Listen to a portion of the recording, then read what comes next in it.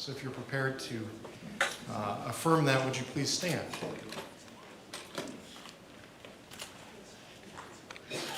And we'll wait for Antonio. Just for the cameras, and if you could raise your hand, I'd appreciate that too. You're welcome to repeat this in your native language as well. I do hereby affirm that I will tell the truth and nothing but the truth to this committee today. Thank you. Thank you. I'd like to welcome this panel. Thank you very much for coming this morning. We had people from South America. I'm looking forward to now hearing from people from around the world and appreciate you taking your time to be here today.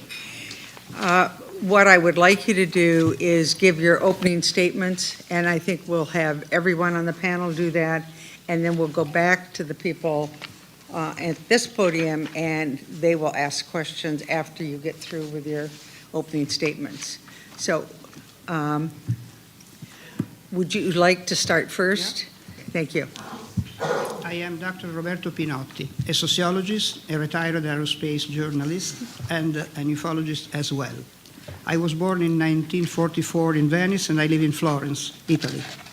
As a political science university student, in 1967 I founded Centro Ufologico Nazionale, which is the most authoritative scientific UFO research team and one of the world's 5 oldest civilian UFO organizations still active, in touch with Aeronautica Militare, the Italian Air Force.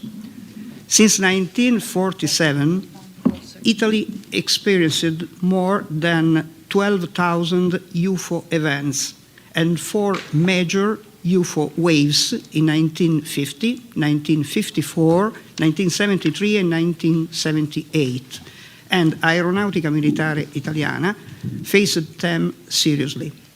In the 60s and 70s, I also developed discrete but important personal contacts with Soviet ufologists, and I visited them in Moscow in 1974.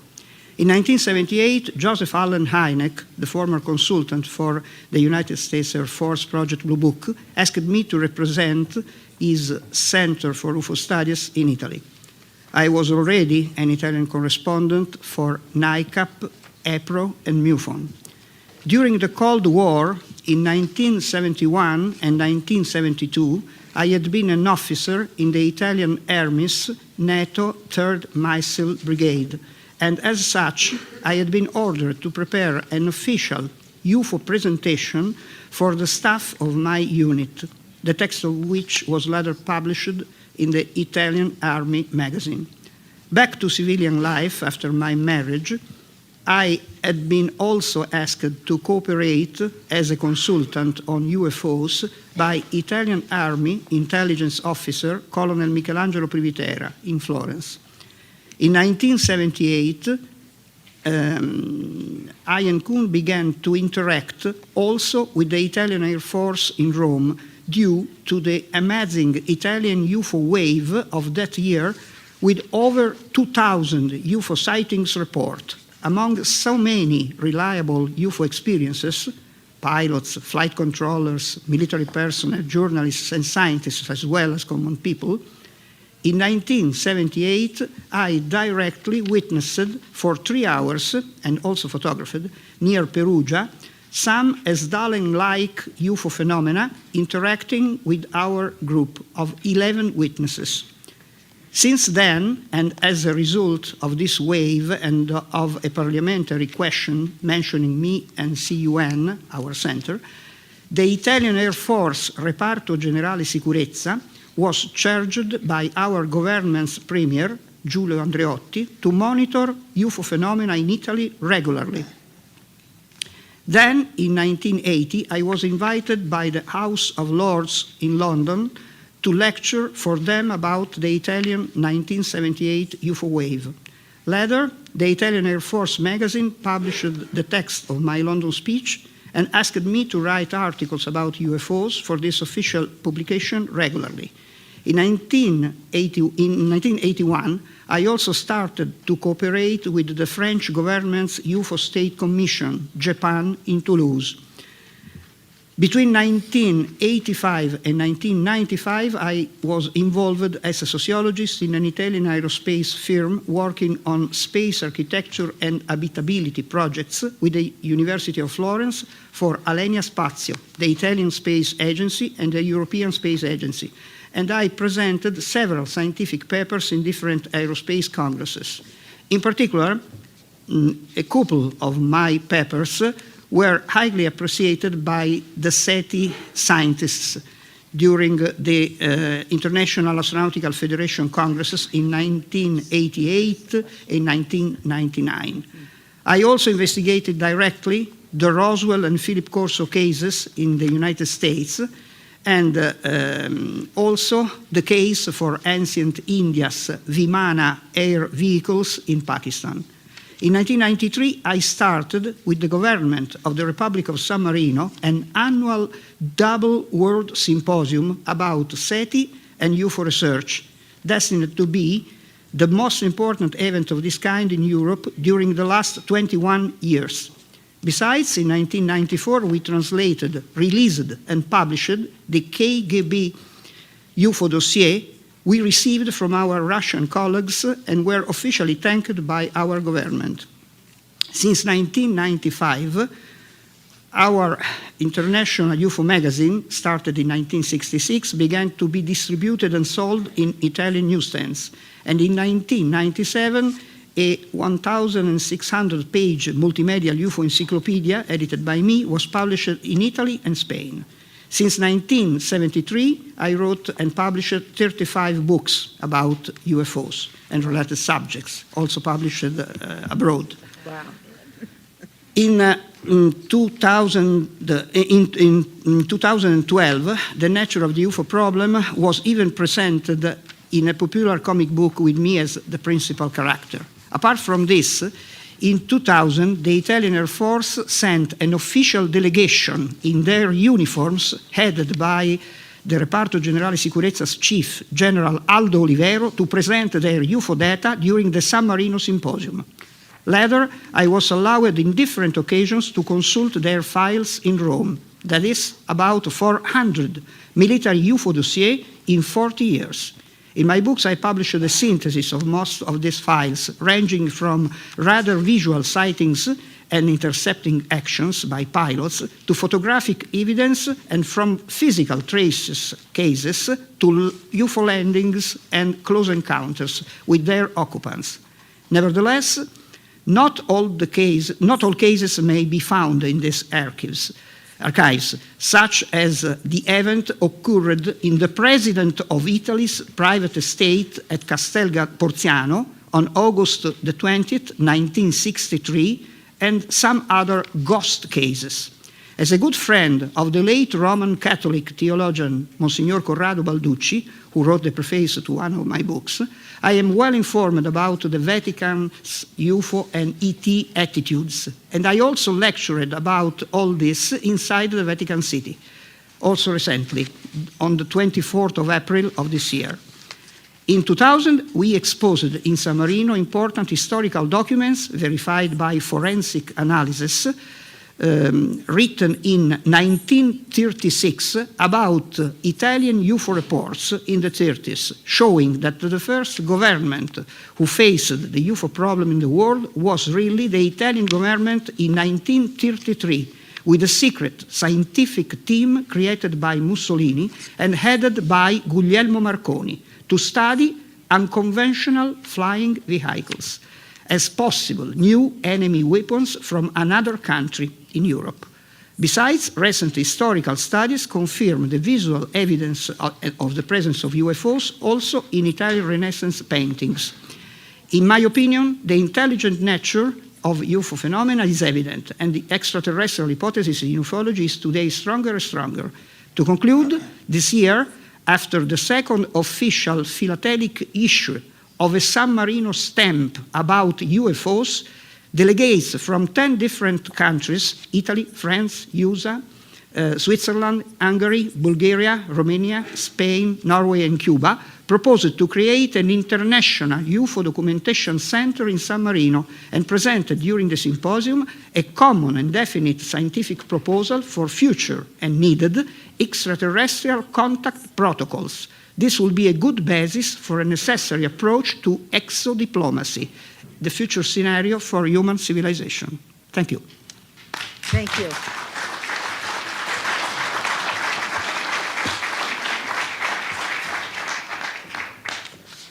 I think we're just going to go down the road, down the row, and then we will come back and ask questions.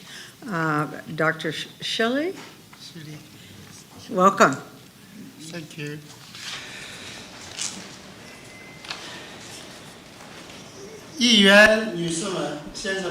Congresswoman, Congressman, ladies and gentlemen, good afternoon. My name is Sun Shili. I am from the People's Republic of China. I am the president of the World Chinese UFO Federation. Our federation serves as a communication platform for the global Chinese on all aspects of UFO, including those in mainland China, Hong Kong, and Taiwan, and abroad. We have 1.3 billion people in China, and on top of that, we also have a lot of overseas Chinese. That means we have a very big federation. I also wanted to point out that Chinese people consider ourselves as the descendants of dragon, and dragon is from out of space in the Chinese culture. So in the Chinese culture, we are from out of space as descendants of dragon. Secondly, we call our land as the land of deities or the land of gods. And another principle in the Chinese culture, which is also important, is that we seek the harmony between people and heaven. So descendants of the dragon, the land of deities, and the harmony between people and heaven are very relevant with the hearing that is taking place today.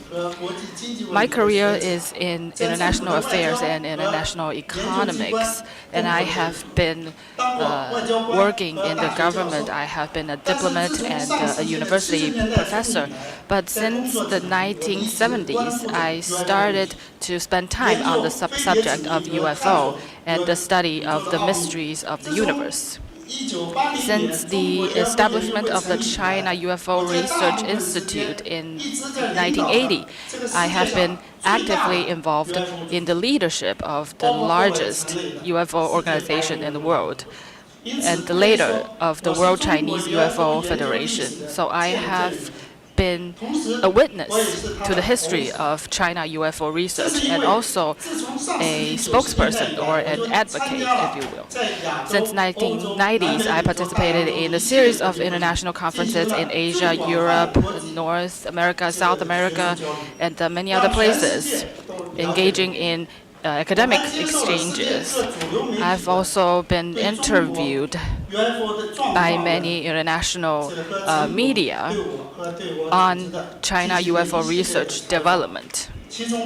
This media include AP, BBC, CNN, NBC, Wall Street Journal, New York Times, Los Angeles Times, Christian Science Monitor, Times Magazine, and the most prestigious science and technology channel, Discovery. Of course, in addition to that, for many years, we have also been interviewed by the Chinese state media, Xinhua, and the CCTV, and many other Chinese media. So for the past 33 years, it's been a very hard time for Chinese UFO scholars, but we are still committed to the study of this subject, and we have gained a lot of great results, which is reflected in the following aspects. First, everyone on this planet is looking for our roots in the universe. We have the right to know, we have the right to discover. The mission of the Chinese UFO scholars is to help our citizens realize and implement their right to know and their right to discover. Any attempt to cover up is unacceptable. Secondly, statistics of the China UFO groups show that people involved in the subject of UFO is an overwhelming scale. According to our statistics, in China, out of 1.3 billion people, we have close to tens of millions of people who are UFO enthusiasts. And those who are interested in UFO subject or believe that UFO exist account for half of the Chinese population, which is about 500 million people.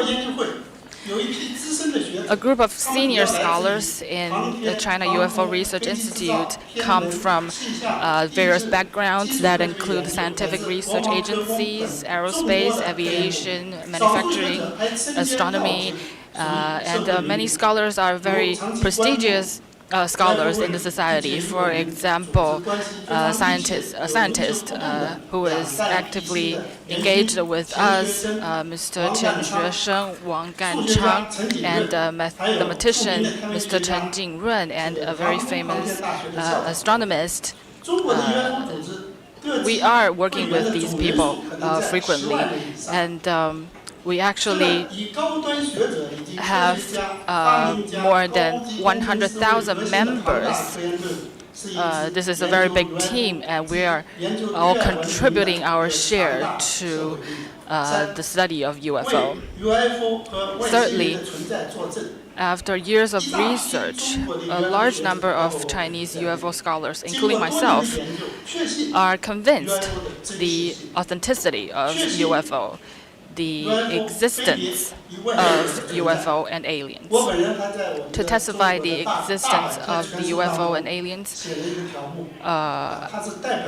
I have also written articles that have appeared in China's encyclopedia, which is also a very prestigious encyclopedia in China that was edited by Mr. Chen Xuesheng, a famous scientist in China.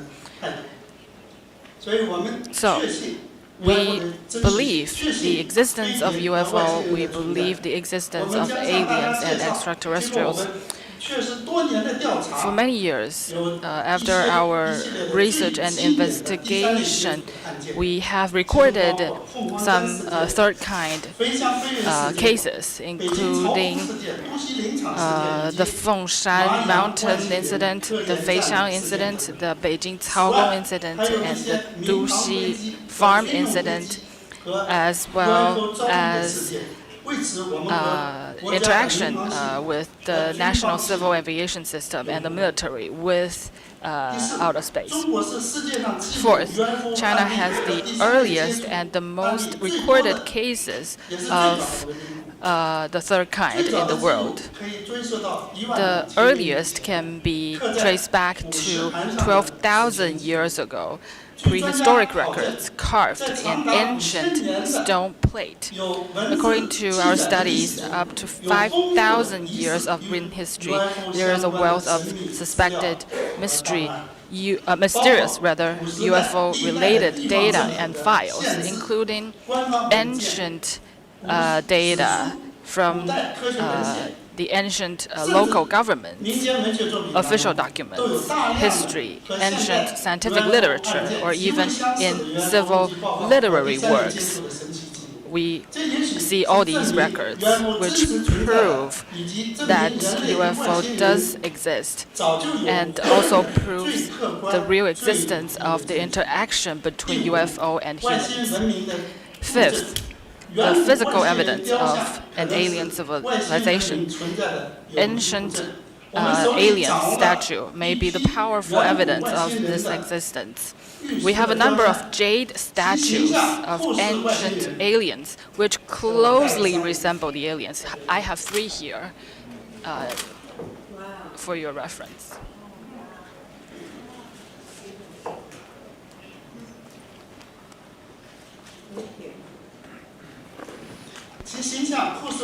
They look very much like aliens. And our expert appraisal indicates that these statues could have been in existence for at least 100 million years. This is from the studies of our geologists and archaeologists.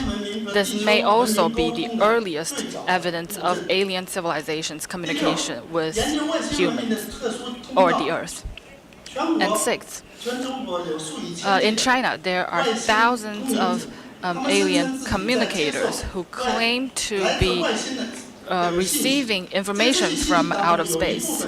Some of this information has very high scientific and practical value. A few individual alien communicators claim that they have communicated with the universal source and claim to have even obtained core secrets of the universe. These claims are viewed as controversial. We have organized a group of experts to conduct in-depth research and verification tests. So far, we have made some very encouraging initial results. Number 7, my last point. Chinese UFO scholars have worked independently or cooperatively with scientists and inventors in the design, the manufacture, the experiment of dozens of high-performance disc-shaped artifacts with all new power systems. At the same time, we have conducted R&D on many important state-of-the-art technology, including new energy, environmental protection, and pollution treatment. At the same time, we are doing research in high-tech areas, which includes pollution treatment, disaster prevention and mitigation, medicine and health engineering, as well as genetic engineering. We have also participated in the solution of finding a solution to a series of problems. But our scholars recognize that the study of the sky is for the benefit of the ground. We're doing research of the outer space because we want to benefit the Earth. We are not from outer space, but we are concerned about what's going on out there. We are not saviors, but we are doing our study because we are trying to find a solution to the problems that we face on this Earth. We're not Einstein, but our mission is to transcend what he has done and to find the solution to solve the common problems that we face on Earth today, and to find the truth and to meet a new era of civilization. Thank you very much.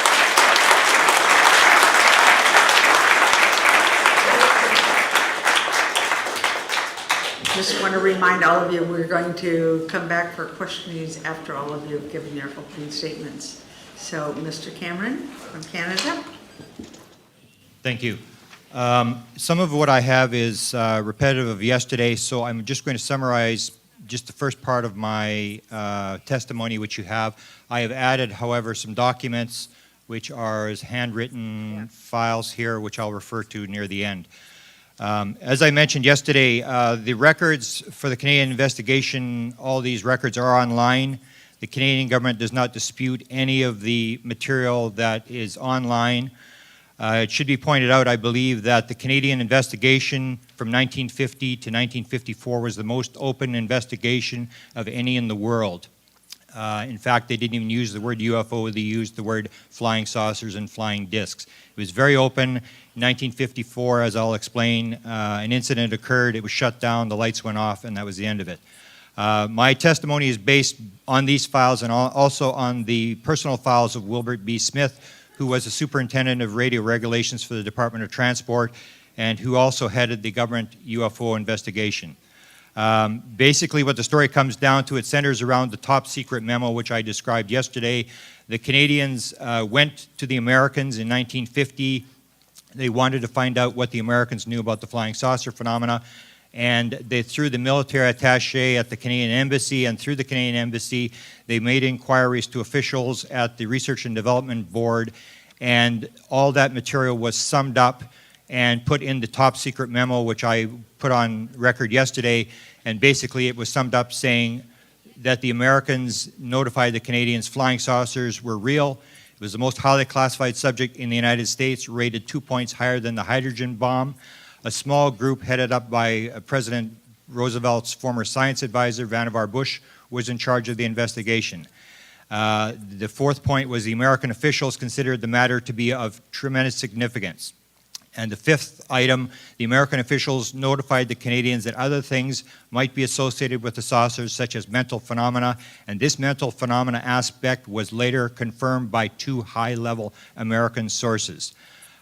Smith left his personal records, which we recovered, and it showed that he was in contact with Vannevar Bush. The Canadian Flying Saucer investigation shows that besides tracking sighting reports, a flying saucer detection station, which I think we have a photo of, had been set up on a property provided by the Defense Research Board in Canada, where the Canadians were trying to detect a flying saucer, and actually did on August the 8th, 1954. The Canadians also, and this was announced in a speech by Paul Hellyer in 1967, when he was the defense minister, that in 1954 the Canadians actually opened up a base, a top secret base at Suffield, Alberta, for flying saucers to land. The Canadians had made contact. They had initiated a contact, which I can describe later, where they wanted it to fly over the Flying Saucer Observatory, which it did, and they had plans which were approved at one point by the Prime Minister of Canada, the Royal Canadian Mounted Police, and the Department of Defense to land a flying saucer at Suffield, Alberta. On August the 8th, 1954, the Flying Saucer Observatory recorded an unknown object flying over, and this can actually be seen in FBI documents that describe the planning for this. When this was written up in the press, the flying saucer investigation was completely shut down. Nothing really happened. The Canadians followed the American lead in the late 1960s. They shut the program down. All the files are moved to the National Research Council. The files today are actually sent to a researcher in my city in Winnipeg, Manitoba, Canada. None of the top secret, none of the secret, but all the sighting reports are actually sent to an investigator from the Canadian government, and that investigator puts out a report every year based upon those sightings and other sightings that he gets. After Wilbur Smith's personal files were made public in 1982, more details related to the United States-Canadian Joint Flying Saucer investigation were made public. Smith's letters showed that he was receiving UFO hardware from the United States authorities to analyze. When I asked his metallurgist, Arthur Bridge, how much material they had actually handled, he replied, tons of it. In interviews with Smith shortly before his death, he told a group of visiting researchers from Ohio that the United States military has tons of hardware, and they also had much film. Smith spelled out to researchers that the hardware was controlled by U.S. government officials and not the U.S. Air Force. Smith's oldest son testified on record a number of times that his father confirmed to him before he died that he had been shown a downed flying saucer and the bodies by American officials. Smith's files were identified 2 sources, Dr. Vannevar Bush and Dr. Robert Sarbacher, who, these are the letters I'd like to refer to now. Dr. Robert Sarbacher was identified by the Saturday Evening Post as the boy genius. He ran the Washington Institute of Technology. He was the Dean of Graduate Studies at Georgia Tech, and in the 1950s he co-authored a university textbook on hyper and ultra-high frequency engineering for U.S. universities. He was one of the main contacts that the Canadians were put in contact with, and you can see on the opening of the Sarbacher notes here, I have highlighted one particular point because one of the congressmen brought up yesterday whether we have a document that actually talks about alien bodies. This is a transcript that Wilbur Smith made of the interview that was done at the Canadian Embassy in September of 1950. And he's talking to Sarbacher, and the question he asks, and I have it highlighted there, I have read Scully's book on the saucers and would like to know how much of it is true. The Scully book was a book written on crash flying saucers. It reported to be a crash at Aztec, New Mexico in March of 1948, recovering bodies and a craft. Smith asked Sarbacher how much of this book is true. Sarbacher's reply is the facts reported in the book are substantially correct.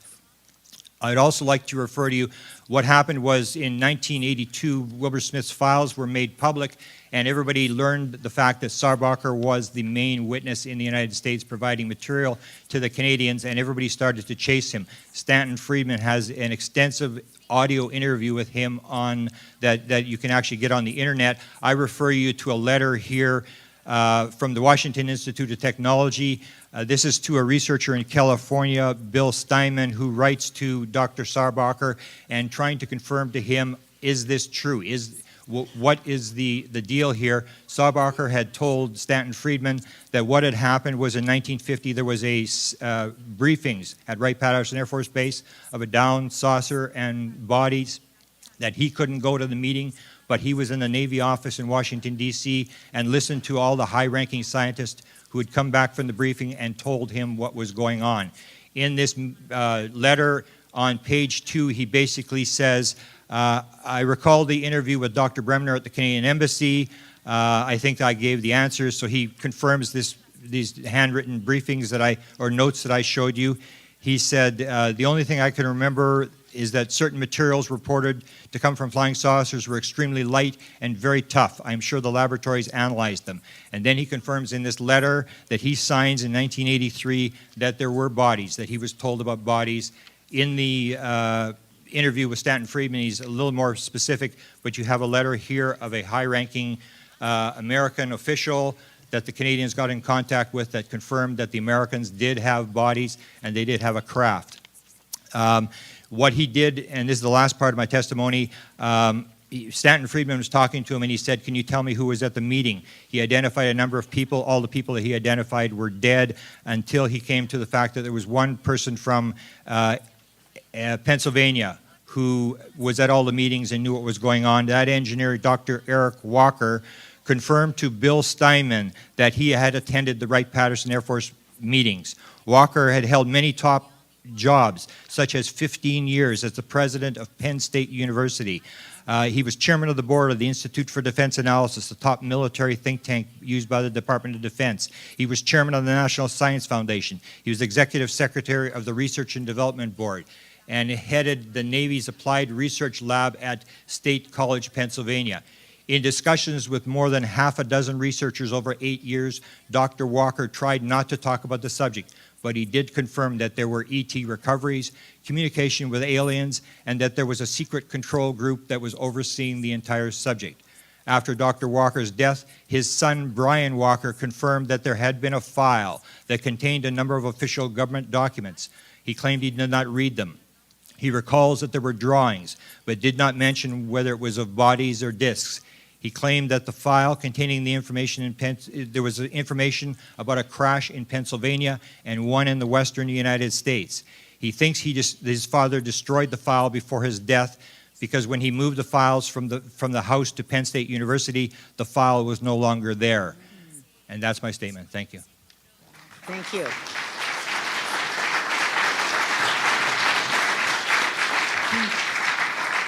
Mr. Pope, welcome back. Thank you.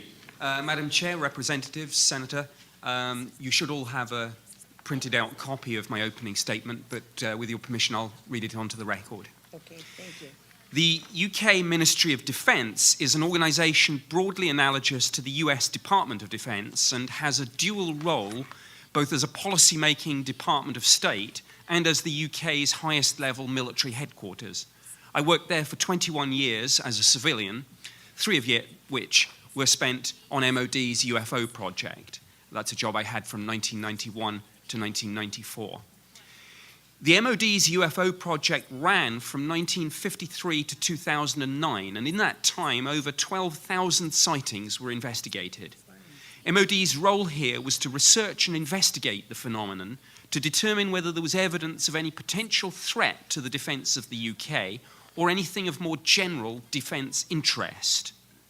The UK's interest in UFOs had its roots in concerns that some objects might be foreign military aircraft on reconnaissance missions or on missions to test the capabilities and effectiveness of our air defence network, both in terms of radar and air defence aircraft.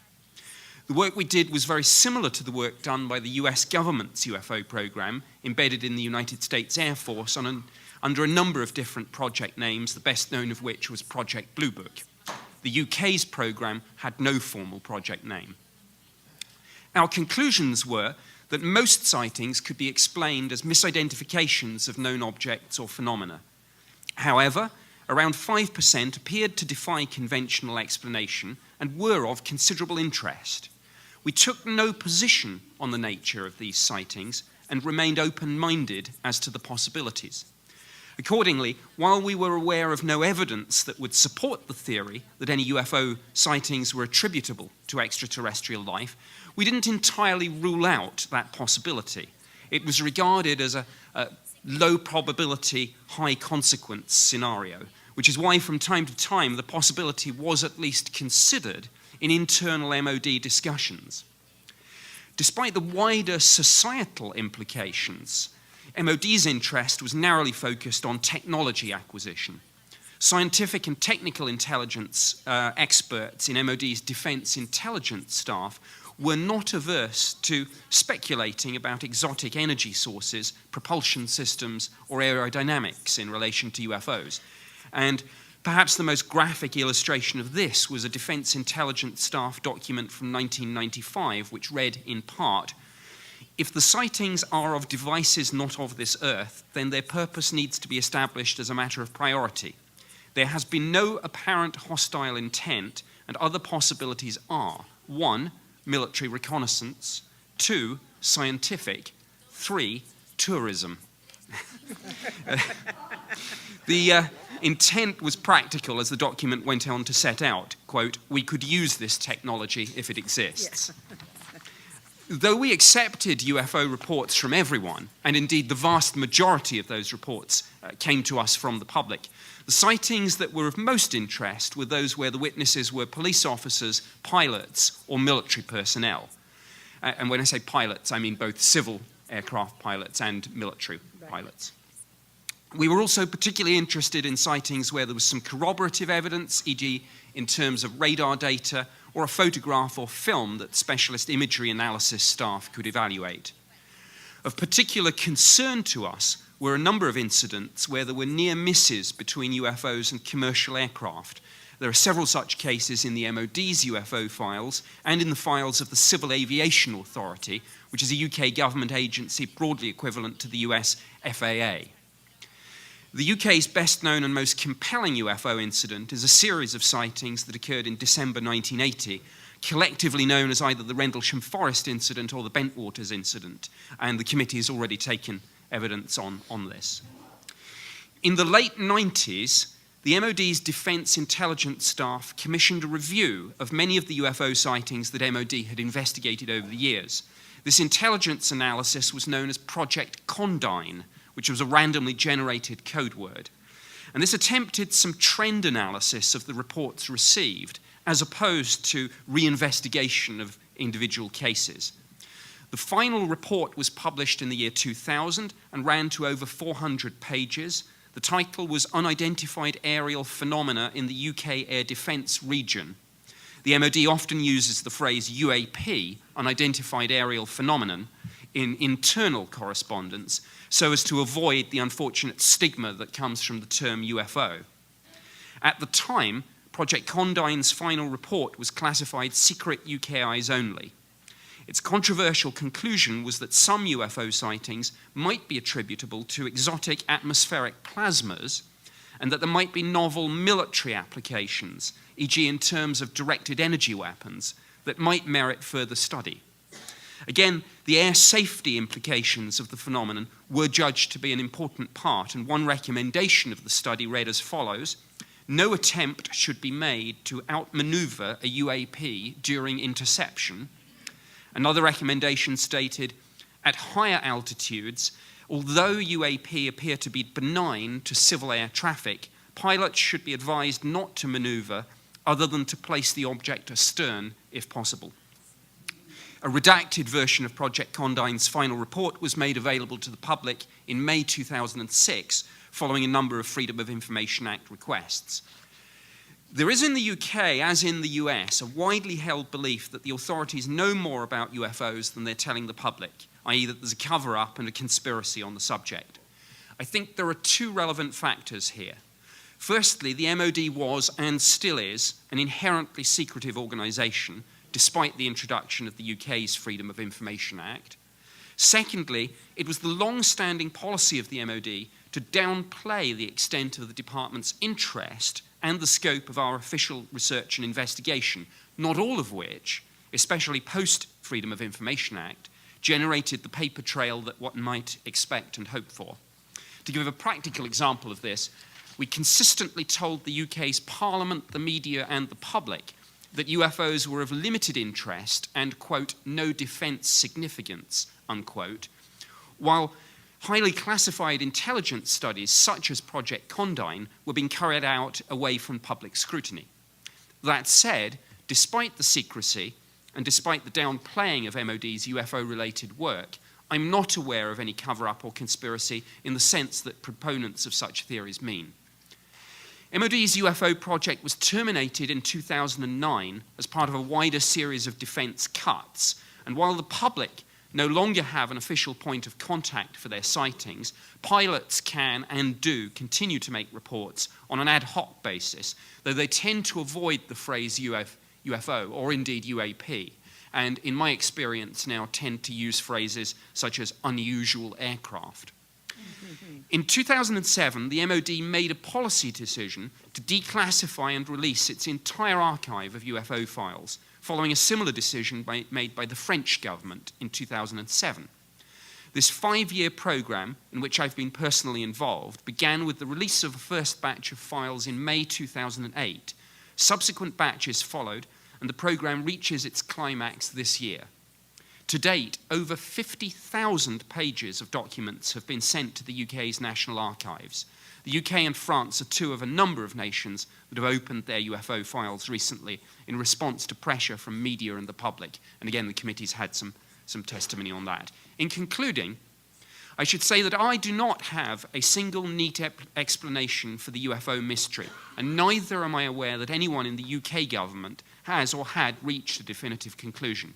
However, having undertaken 3 years of official UK government research and investigation into the UFO phenomenon, my belief, my assessment is that whatever the true nature of the phenomenon, it raises important defence, national security and air safety issues. Additionally, as pointed out in Project Condine's final report, there are potential novel technology applications and military applications that may result from a proper scientific study of the phenomenon. And finally, and perhaps most importantly in relation to this event, and I think we heard it most graphically with the testimony from Sergeants Penniston and Burrows and their ongoing quest for their medical records, I think it's clear that, again, whatever the nature of this phenomenon and this mystery, there are issues of political accountability, open government, and freedom of information here. Thank you. Thank you very much. Thank you. If I may call you Antonio, Yes. welcome back. Thank you. So good afternoon, distinguished members and panelists of the citizen hearing on UFOs. Today we're discussing official investigations from various countries around the world. Among those nations that have conducted some kind of official UFO research, besides the United States and South America, which have been dealt in previous sessions, we can mention Russia, the United Kingdom, France, Belgium, Spain, Italy, Sweden, Denmark, Ukraine, Poland, Australia, and New Zealand, to cite a few. We have with us experts that will discuss or had just discussed some of these countries, like Italy, the UK, Canada, and China, but no representatives from the other nations. So I will cover briefly the history of official investigations of two particularly important countries, France and Russia, which have a rich amount of material in this field. Let's start with France, a country that has one of the oldest, continuous, and most rational approaches to the UFO problem. Some military investigations in France go back to the 50s, but the current program really took off in the mid-70s, when a series of important steps were taken by the French government. In 1974, the Minister of Defense, Robert Galli, admitted in a famous radio interview that, quote, the mass of reports coming in from the gendarmerie were pretty disturbing. The minister added that, quote, I believe that the attitude of spirit that we must adopt vis-a-vis the phenomenon is an open one. That is to say, that it doesn't consist in denying a priori, as our ancestors of previous centuries did, deny many things that seem nowadays perfectly elementary, end quote. The National Gendarmerie, which is a national police force similar to our state troopers, had been investigating UFO incidents since the 60s, including a famous UFO landing and close encounter of the third kind, CE3, cases where humanoid beings or UFO occupants are seen in connection with the sighting in Valençol in 1965. 10 years later, the Gendarmerie formalized its UFO protocols by issuing instructions that gendarmes throughout the French territory, including those overseas like French Guiana or Reunion Island in the Indian Ocean, should respond and investigate any UFO incident reported by French citizens. These protocols are still current. In 1977, the Institute of High Studies of National Defense, or IHEDN, a key think tank of the French military, released an important study which recommended the establishment of a permanent agency to study UFOs. This was accomplished later that year when the CNES, the French space agency equivalent to our NASA, created the Study Group of Unidentified Aerospace Phenomena, GEPAN, under the direction of aerospace engineer Claude Poher, who had conducted UFO research on his own for a number of years. One of his first tasks was to conduct a statistical study of 354 UFO cases collected by the Gendarmerie, 25% of which remained unexplained. On the morning of January 8, 1981, GEPAN's most important case took place. A UFO landed on the property of a farmer in Trans-en-Provence in the Var region of southwest France.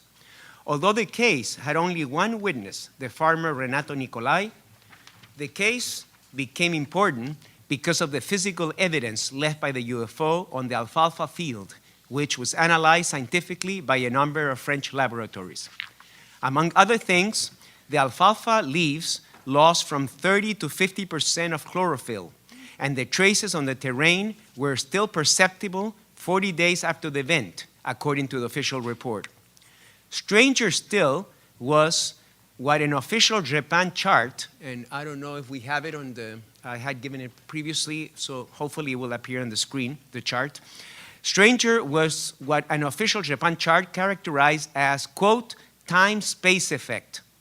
Professor Buñas, one of the scientists who conducted the analysis, explained that while the plants were physiologically young, after the UFO landing, they presented, and I'm quoting now, the biochemical characteristics of leaves of an advanced age, old leaves. So in other words, they were young plants. After the UFO landed, they became biochemically old. And that, according to the scientists, doesn't happen in nature. The final conclusion of the GEPAN chart was, quote, physical phenomenon of unexplained nature, high probability of electromagnetic mode of propulsion. Despite this and other significant cases investigated and documented by GEPAN, the agency was downgraded in the mid-80s, and the name was changed to CEPRA, an acronym for the reentry of atmospheric objects, although the agency continued to investigate UFO cases under the direction of Jean-Jacques Velasco, who was the case investigator of the Trans-en-Provence incident.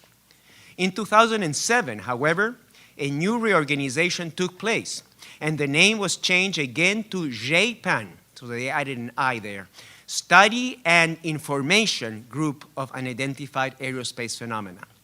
JPAN also launched a comprehensive website and began the process of releasing all of its documents, which are now available within the CNES portal. That's the French Space Agency. Parallel to the official JPAN and Gendarmerie investigations, there has also been some highly interesting semi-official reports from groups connected to the French military, intelligence, and aeronautical establishment. The first and most famous one was the so-called Cometa report of 1999, entitled UFOs and Defense, What Should We Prepare For? Although not an official government report in the strict sense of the word, Cometa was composed of a group of retired, high-ranking military and intelligence officers under the direction of retired Major General Denis Letty. Their conclusion that UFOs were definitely real and most likely of extraterrestrial origin were very strong. More recently, another quasi-official organization, the 3AF, which stands for the Aeronautical and Astronomical Association of France, created a high-level study group known as the Sigma Commission under the direction of Alain Boudier. Sigma has recently completed a long report, again confirming the existence of a real UFO phenomenon of likely ET origin. From all of this material, briefly outlined in this presentation, you can see that the French are undoubtedly among the leading nations to conduct significant UFO research, both officially and semi-officially. Instead of burying their heads in the sand, pretending that the UFO phenomenon doesn't exist or is not important, France, the cradle of rationalism in the modern era, have taken an aggressive approach towards solving this phenomenon. Let me outline now very briefly the history of UFO research in Russia and the old Soviet Union.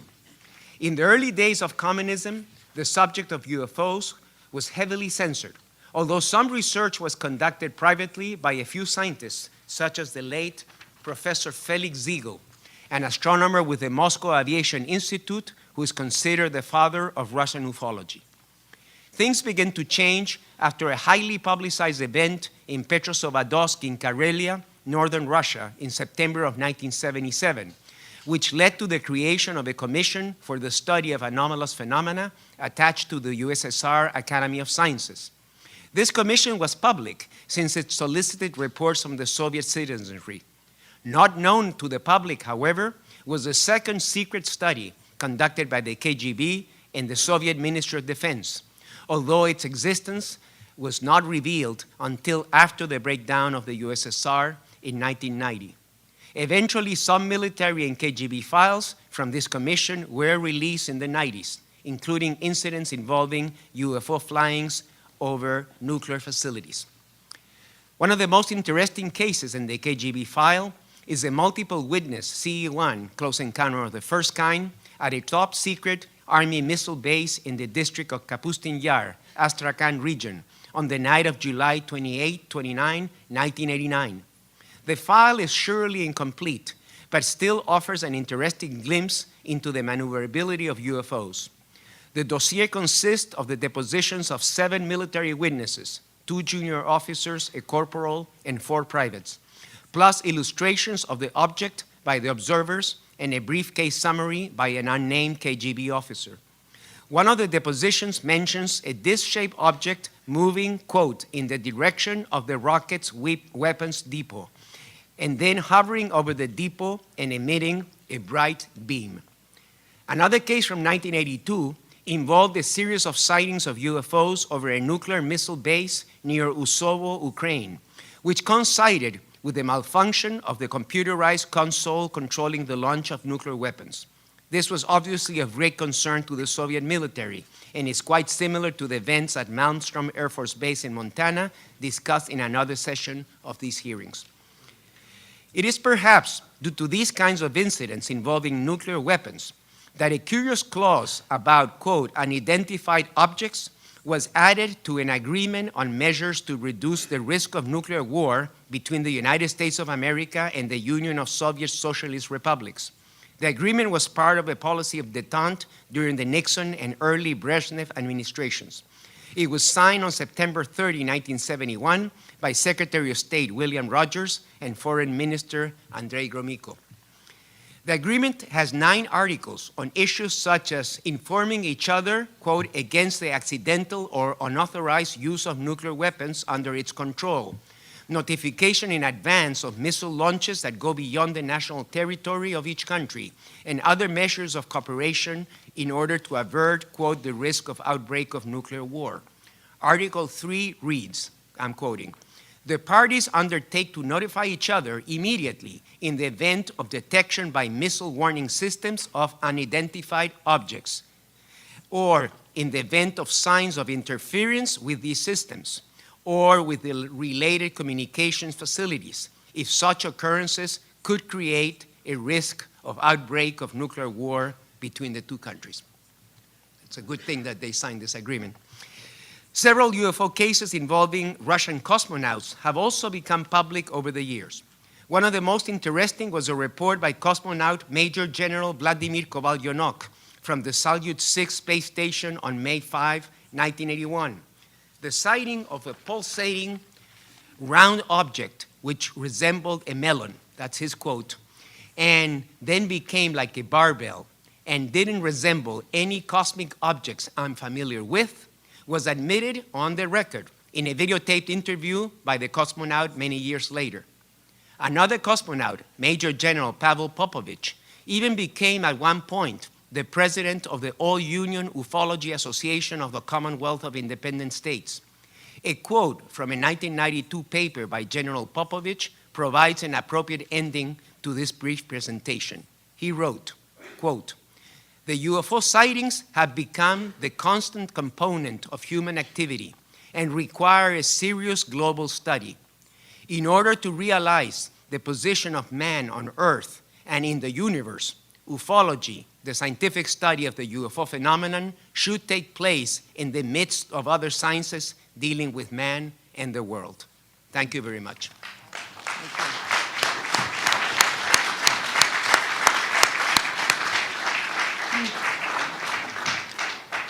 We're going to go through one round of questions, and we will, each of you get 5 minutes, and then when we come back after break, you'll have another chance to go through.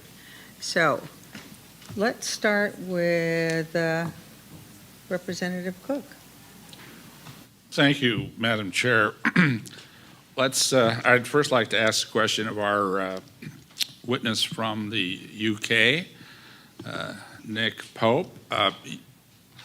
I remember some of your biography from yesterday, but remind me, you did work for the Ministry of Defense in the UK. Sir, yes. You are currently not working for the Ministry of Defense. Am I correct on that? Correct, sir. I left in 2006. 2006. And then you've been very involved in this study of UFO since that time. Since you left, well, while you were there, and certainly you've been involved since you left.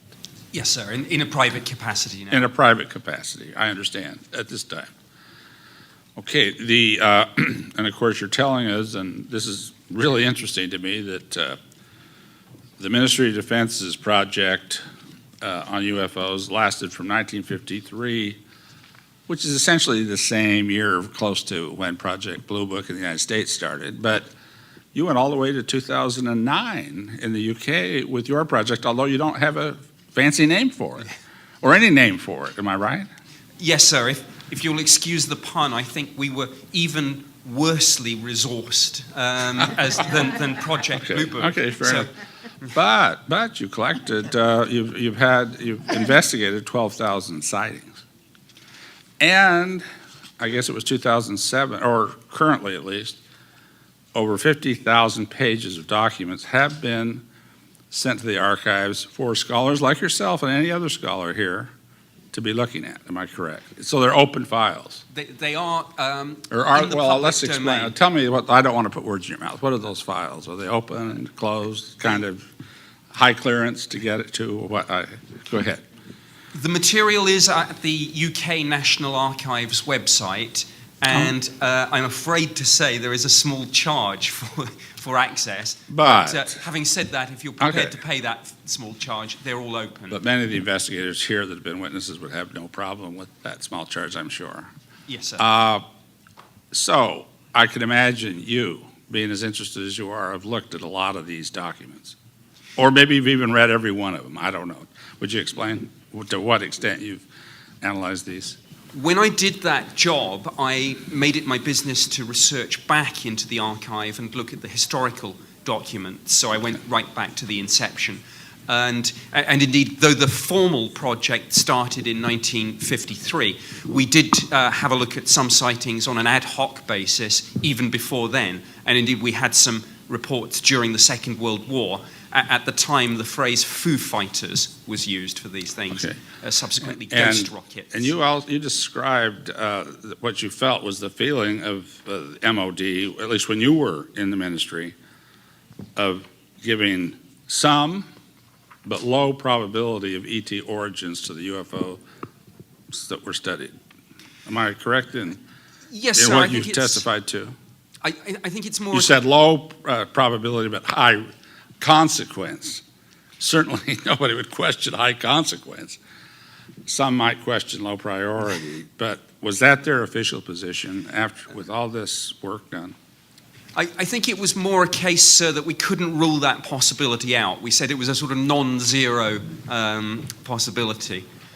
But now I'm particularly interested, not in the official ministry position, because I know how politics works. And as you say, I've never said, these are your words, sir. The UK acts like a lapdog to the United States. Okay, so here's what I'm going to ask you.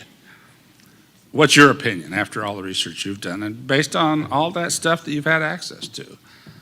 Is there an ET origin to what's obviously been accurate, or I should say sightings of real UFOs? Now, we're just repeating the concept that having sighted a UFO is not the same thing as saying there's an extraterrestrial component. I want to know your opinion of that based on all that stuff that you have investigated. I think, sir, I would say that the evidence doesn't go quite far enough for me to say personally that I am absolutely sure we're being visited. But I certainly think it is compelling enough that it is a possibility.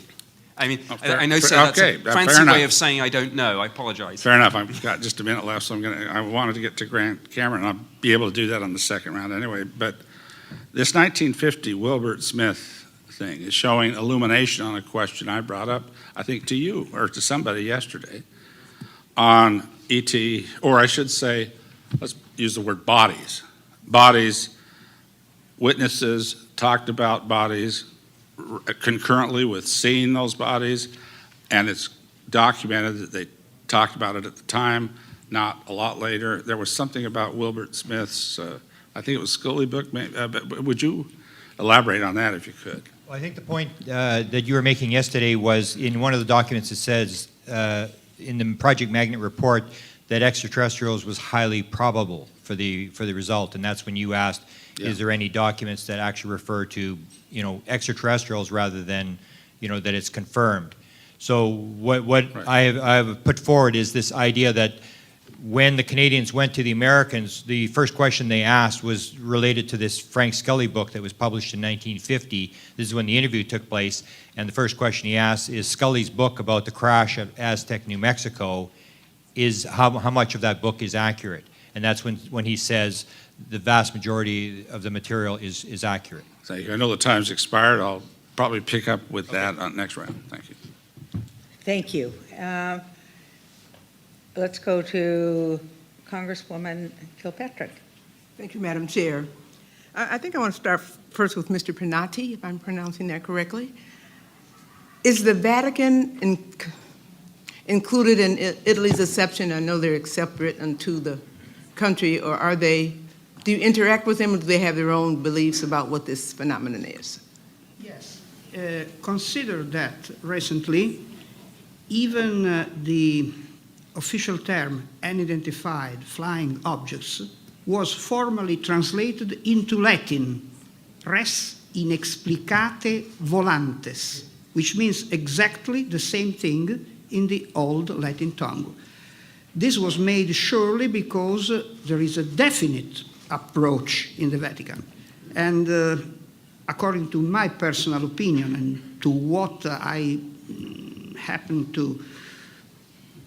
to see, well, everything began probably in 1952. Mr. Pinati. Yes. I've got 5 minutes. Yes. You've got No, one and a half. Simply, No, just simply, let me simply. ask. Just Simply. That's In my question, 1950 my only question yes. right now. And Yeah. we're going to come back. In 1952, No, we sir, had... I mean, wait, you have to wait a minute. Okay. No, Okay. the No, I just position, want to the ask the present... question. I'm not trying to be rude. Help me out, Madam Chair, because I want to get all of them on one question. Yeah. And I'm just trying to find, we had 10 different countries today, 11 counting Russia, and 12 if we count Vatican. So what I was The trying Vatican is absolutely open to this subject because recently the director of Specula Vaticana, which is the official astronomical observatory of the Vatican, said not only that surely UFOs exist, but they have to exist because otherwise this will be contradictory to the doctrine of the Church of the creation, of the power of God's creation. In other words, we have to meet in the future aliens, and we must consider them as our brothers. This is exactly what the official Vatican paper Thank you, wrote. Mr. Pinati. Yeah. Thank you very much, sir. Appreciate that. I'm still not sure if it's one or two thoughts, but I agree with what you said. Thank you very much. For all of you and all of your experiences, and I appreciate all your testimony. Again, we've heard from 12 different countries today, and that's just an international phenomenon. The one question I want to ask, do any of your countries have any relationship with the United States government, any NGOs here, or any nonprofits where they would get all of your information or some of your information or come and get whatever you got? Do you interact with the United States on this? And do they have some of the materials that you have collected over the years? Let me start with you, Mr. Husseini. Well, the answer is, I'm just reporting on the history of France and Russia, but I'm not, I'm not their spokesman. If you don't know, it's okay. Right. You can say that too. So I wouldn't know. I would imagine that the Russians and the Americans have some dialogue on this, but that's an assumption. But no, to your knowledge, nothing that where Russia may have had an incident and U.S. came and got some of their... Well, I mean, even from that clause of the nuclear thing, I think there's some incidents where they must have some connections, but it certainly wouldn't be public. The French, as you know, from your days in Congress, are pretty independent on their way of thinking. So and friends with friends, cousins, right. actually. So, yeah, I know we're allies, but allies is the word. Allies, but they're a little independent. So I don't think. And I don't want anybody to speculate. It's okay to say if you don't know, you don't know. I don't know. Okay, but that's good enough, and you're right about the relationships to our countries. You're absolutely right. Thank you very much, Mr. Pope. Ma'am, there was some limited liaison between the USAF Project Blue Book and the Ministry of Defence right up until Blue Book was terminated. Beyond that, I'm not aware of anything other than ad hoc liaison. Our terms of reference limited our investigations to the UK's air defence region, but we did from time to time through the embassies and open source i.e. media, get reports from other countries. Did British government, the U.S. government, or an NGO in America or a nonprofit in America ever come to Britain and take some of the findings or oversee or analyze any of the findings from your country? I believe that some files were exchanged, yes, ma'am, and I think that some of the Blue Book personnel made the odd visit. And indeed, you heard the testimony of General Gabriel, of course, coming in and taking items relating to Rendlesham. Okay, thank you very much. Mr. Cameron, in Canada? The Canadians, since 1954, have been completely silent on the subject, but I would imagine, based on the very close relationship between Canada and the United States, especially with regards to NATO, that discussions are taking place at some level, interacting material. But the Canadians are absolutely quiet. They do not say anything. The American government leaks a lot of material. The Canadian governments have said nothing since 1954. Okay. Unlike what we heard this morning, U.S. in some instances actually went to those countries and gathered the particles, the information. Yeah, I have a story. My father worked for the Department of Transport. Hold the story. Hold the story. I got 1 minute. Okay, it's a good story, though. I know. We'll come back for it. Second round, I promise I'll give it to you. Mr. Shelley, would you comment on that? China and the U.S. Does China share anything with our government, with an NGO in America or a nonprofit as it relates to your findings? And I love your testimony, by the way. 500 years and up, that's outstanding and still standing, and the economic engine of the world. Tell me, does China share on this phenomenon, on the extraterrestrial UFO phenomenon with the U.S. at all?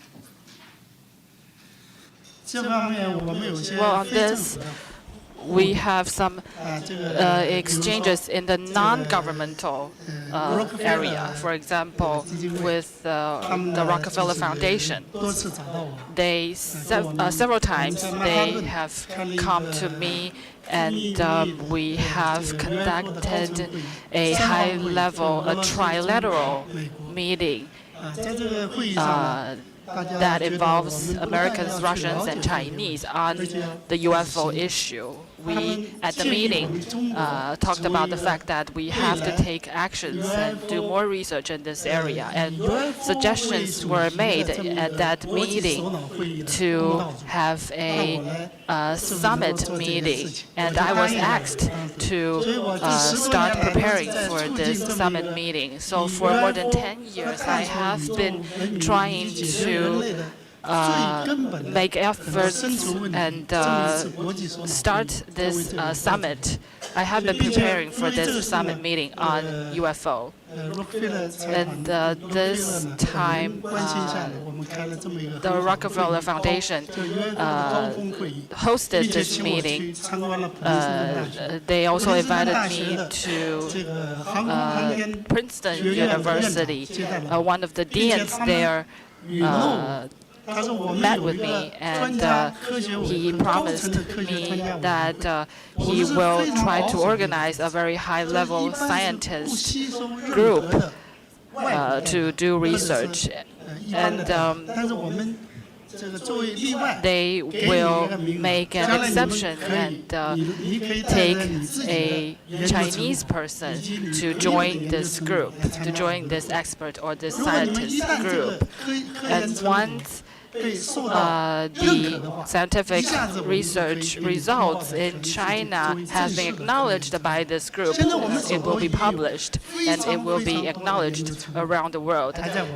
Nowadays, we have many results at hand. We are trying to verify those results and exchange those information with other organizations. So, in my opinion, our next step is to become more active. So, like me, I am the chairman of the Chinese UFO Federation. Our work is not only to find out where those UFOs are. We also have to focus on the next step. That is the high technology that is from outer space. Thank you very much. Thanks to all the panelists. I yield, Mr. Thank you. Congresswoman Woolsey. Mr. Pinotti,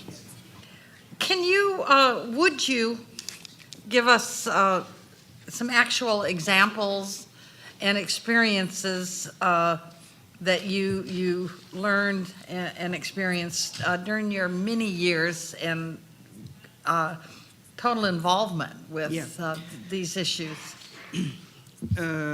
My experience is both of private nature and also from the standpoint of officiality, because I could consult also the Italian Air Force archives. Okay, excuse me. Yes. Let's make sure, talk about what you some examples. With UFOs or yes. ETs. Okay, thank you. Exactly, I understand.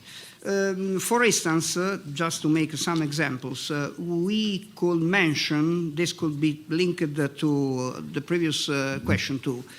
For instance, in 1954, we had a big wave in Italy, and even the ambassador of the United States in Rome was present to one of these phenomena, for instance. In 1978, we had the biggest wave, more than 2,000 cases. And in these cases, we had absolutely the landing, the sightings, radar cases of objects. They were round objects with dome, and in different cases we had also entities on the ground. There are both close encounters of the second kind cases and also of this type. What we may say is that there is a definite pattern. In other words, in many cases we say the same kind of event, a definite craft of a certain shape, a couple of occupants, and a lot of phenomena which may be related among them. Besides, for instance, the Italian Air Force in different occasions had really the close encounters with fighters and UFOs in the skies of Italy. But since 1966 to 1978, for instance, there is also a photograph of one of these objects made by a Fiat G91 fighter Italian plane. In other words, we have a lot of materials in this 400 cases filed in the Italian Air Force archives. Not only UFOs in the real sense of the word, but also unidentified submerged objects too. Because don't forget that UFOs do not fly in the real sense of the word, but they may also interact with the hydrosphere. And Italy has 5 seas. And so there are many, many cases in which these objects enter the water and took off from the water. There are even photographs, official photographs of these cases in our country. Thank you so much. Thank you. Mr. Pope, you say that in 2007, the MOD made a policy decision to declassify and release its entire archive of UFO files. How did the public respond? How did the government respond? How did the press respond? There was extensive media interest, Congresswoman, and huge public interest too as a result. Mm-hmm. On the website, for example, the National Archives website, I don't have the statistics in front of me, but it was hundreds of thousands of hits, if not more. And were the responses positive, or did they make fun of it? A bit of both, ma'am. I think some people were incredibly interested. Some people were concerned that taxpayers' money had been spent on this at all. And some people thought that the whole thing was disinformation and all the good stuff was being kept back. Okay, thank you very much. I yield my time. Thank you. Next, we have Representative Bartlett. I do know your name. Is there a global website that people can go to, or do you have to go to a lot of individual ones? There's no master link that can tie you into all this stuff? Okay, thank you. Mr. Panetti, you mentioned you investigated Roswell. What does that mean, and what did you conclude? Simply, I was here in the States in 1991 when this case were absolutely not known like today. And I succeeded, when they were still alive, to contact some of the witnesses. For instance, the former Lieutenant Holt, just to make an example, and other people, Dennis Stacey and so on. Besides, there were other links. You surely know the case of Colonel Philip Corso and all the story. And what did you conclude? What was your conclusion? No, my personal conclusion is that the case is absolutely true. Besides, I have also a personal What's true? No. That it was a balloon? Is that what's true? No, absolutely. That we were facing an extraterrestrial spaceship. Okay. Besides, a very interesting thing is this. When I was in military in 1971 and 72, and I was in Italy for the NATO 3rd Missile Brigade, I had a uniform, of course. And on that occasion, I was ordered to prepare a lecture for my unit, and I did. Well, I was in touch also with an American artillery captain, because in that period, of course, in NATO we were all together.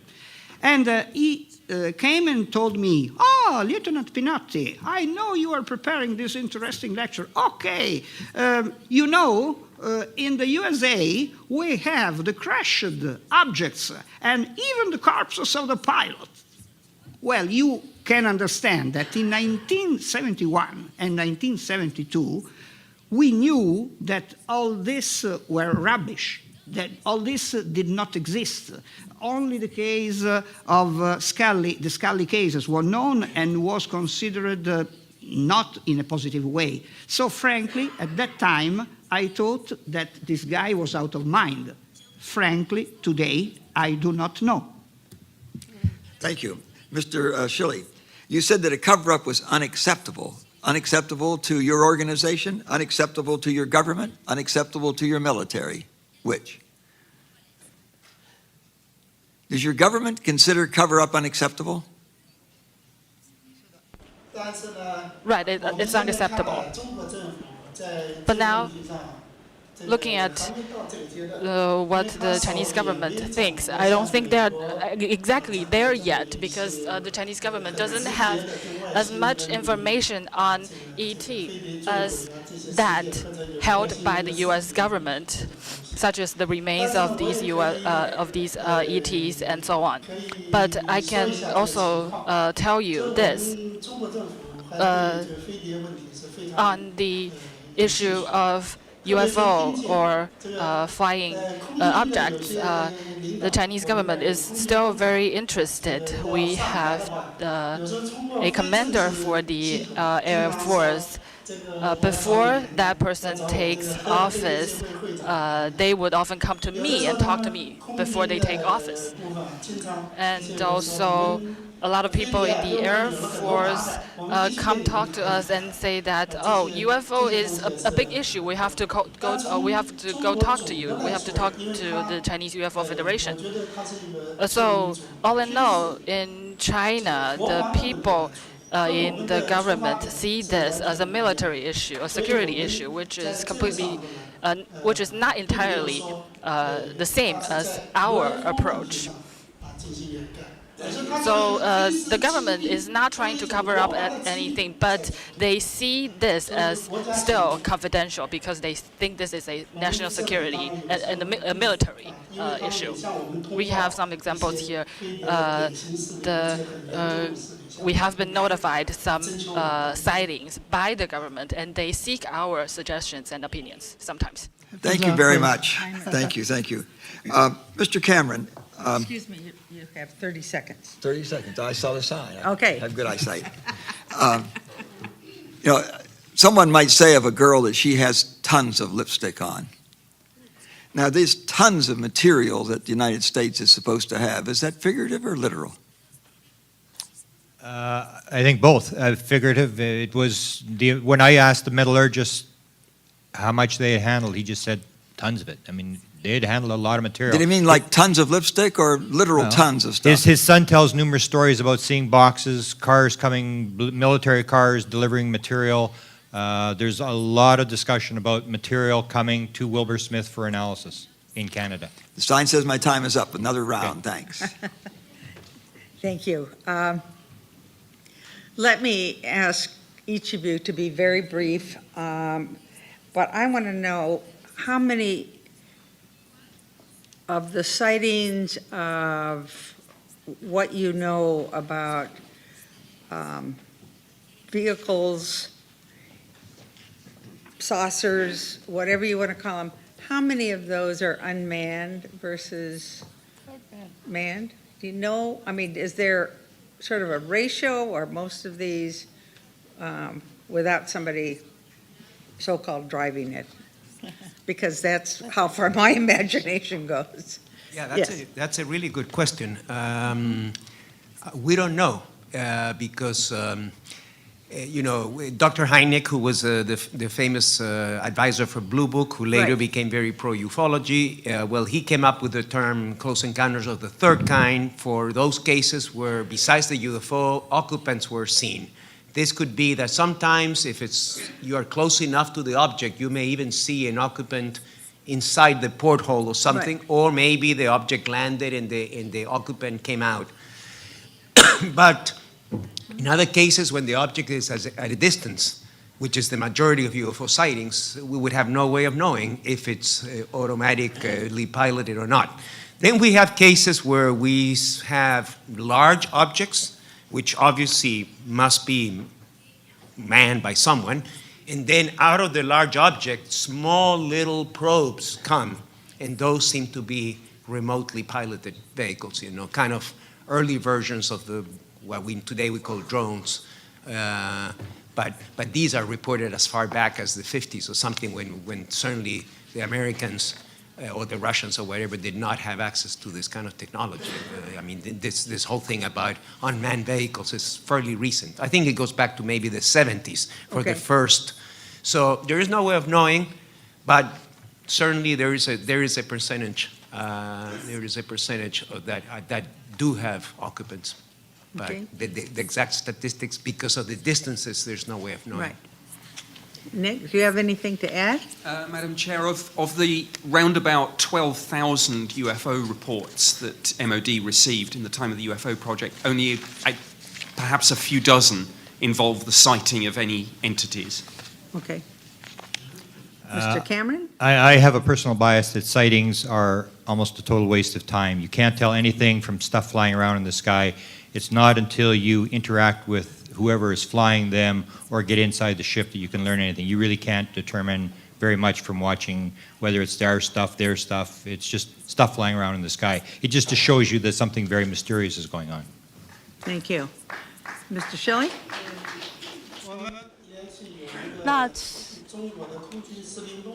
There is a higher level Air Force officials that he gave me a UFO report. He reported that he has seen that dozens of UFO that have all lined up and all flying in the same direction.